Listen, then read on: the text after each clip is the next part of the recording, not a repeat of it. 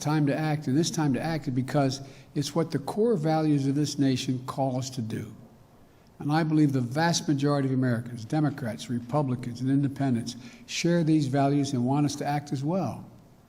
We have never fully lived up to the founding principles of this nation, to state the obvious, that all people are created equal and have a right to be treated equally throughout their lives. And it's time to act now, not only because it's the right thing to do, but because if we do, we'll all be better off for it. For too long, we've allowed a narrow, cramped view of the promise of this nation to fester. You know, we've bought the view that America is a zero-sum game in many cases. If you succeed, I fail. If you get ahead, I fall behind. If you get the job, I lose mine. Maybe worst of all, if I hold you down, I lift myself up. We've lost sight of what President Kennedy told us when he said, "A rising tide lifts all boats." And when we lift each other up, we're all lifted up. You know, and the corollary is true as well. When any one of us is held down, we're all held back. More and more economic studies in recent years have proven this. But I don't think you need economic studies to see the truth. Just imagine if instead of consigning millions of American children to under-resourced schools, we gave each and every 3-4-year-old child a chance to learn, to go to school, not daycare, school, and grow, and thrive in school and throughout. When they've done that, the places have been done, it shows they have an exponentially greater chance of going all the way through 12 years of school and doing it well. But you know, does anyone in this whole nation think we're not all better off if that were to happen?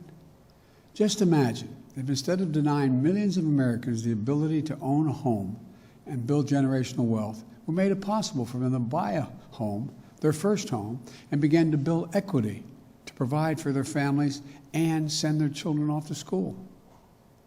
Does anyone doubt that the whole nation would be better off? Just imagine, instead of denying millions of young entrepreneurs the ability to access capital, we made it possible to take their dream to market, create jobs, reinvest in their own communities. Does anyone doubt this whole nation wouldn't be better off? Just imagine if more incredibly creative and innovative, how much more creative and innovative we'd be if this nation held the historic black colleges and universities to the same opportunities and minority-serving institutions that had the same funding and resources of public universities to compete for jobs in industries of the future. You know, just ask the first HBCU graduate elected as vice president if that's not true. But to do this, I believe this nation and this government need to change their whole approach to the issue of racial equity. Yes, we need criminal justice reform, but that isn't nearly enough. We need to open the promise of America to every American, and that means we need to make the issue of racial equity not just an issue for any one department of government. It has to be the business of the whole of government.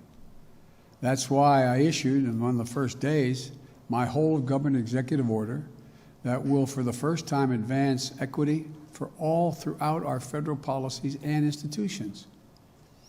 It focuses on the full range of communities who have been long underserved and overlooked. People of color, Americans with disabilities, LGBTQ Americans, religious minorities, rural, urban, suburban communities facing persistent poverty. And I've asked Ambassador Susan Rice to lead the administration's charge through the White House and Domestic Policy Council, because I know she'll see it through. Every White House component and every agency will be involved in this work because advancing equity has to be everyone's job. Today, I'll be shortly signing an additional package of executive actions to continue this vital work. Housing, for example. Housing is a right in America, and home ownership is an essential tool to wealth creation and to be passed down to generations. Today, I'm directing the Department of Housing and Urban Affairs and Urban Development to redress the historical racism in federal housing policies.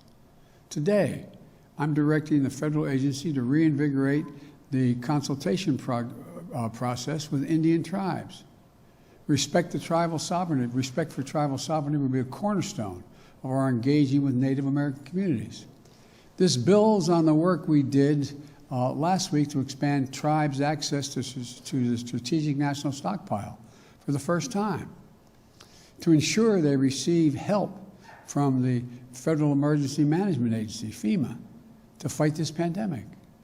Today, I'm directing federal agencies to combat resurgence of xenophobia, particularly against Asian Americans and Pacific Islanders that we've seen skyrocket during this pandemic. This is unacceptable, and it's un-American. I've asked the Department of Justice to strengthen its partnership with the Asian American and Pacific Islander community to prevent those hate crimes. I've also asked the Department of Health and Human Services to put out best practices for combating xenophobia in our national response to COVID. Look, in the weeks ahead, I'll be reaffirming the federal government's commitment to diversity, equity, and inclusion and accessibility, building on the work we started in the Obama-Biden administration. That's why I'm rescinding the previous administration's harmful ban on diversity and sensitivity training and abolish the offensive counterfactual 1776 Commission. Unity and healing must begin with understanding and truth, not ignorance and lies. Today, I'm also issuing an executive order that will ultimately end the Justice Department's use of private prisons, an industry that houses pretrial detainees and federal prisoners. The executive order directs the Attorney General to decline to renew contracts with privately operated criminal facilities, a step we started to take at the end of the Obama administration and was reversed under the previous administration. This is the first step to stop corporations from profiting off of incarceration that is less humane and less safe, as the studies show. And it is just the beginning of my administration's plan to address systemic problems in our criminal justice system. Here's another thing we need to do. We need to restore and expand the Voting Rights Act, named after our dear friend John Lewis, and continue to fight back against laws that many states are engaged in to suppress the right to vote while expanding access to the ballot box for all eligible voters. Because here's the deal, and I'll close with this. I ran for president because I believe we're in a battle for the soul of this nation. And the simple truth is, our soul will be troubled as long as systemic racism is allowed to persist. We can't eliminate it. It's not going to be overnight. We can't eliminate everything, but it's corrosive, it's destructive, and it's costly. It cost every American, not just who felt the sting of racial injustice. We are not just a nation morally deprived because of systemic racism. We're also less prosperous. We're less successful. We're less secure. So we must change, and I know it's going to take time, but I know we can do it. And I firmly believe the nation is ready to change, but government has to change as well. We need to make equity and justice part of what we do every day, today, tomorrow, and every day. Now, I'm going to sign these executive actions to continue the work to make real the promise of America for every American.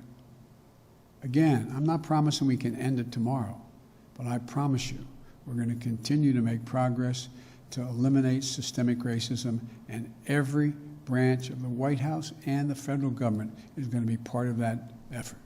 Thank you.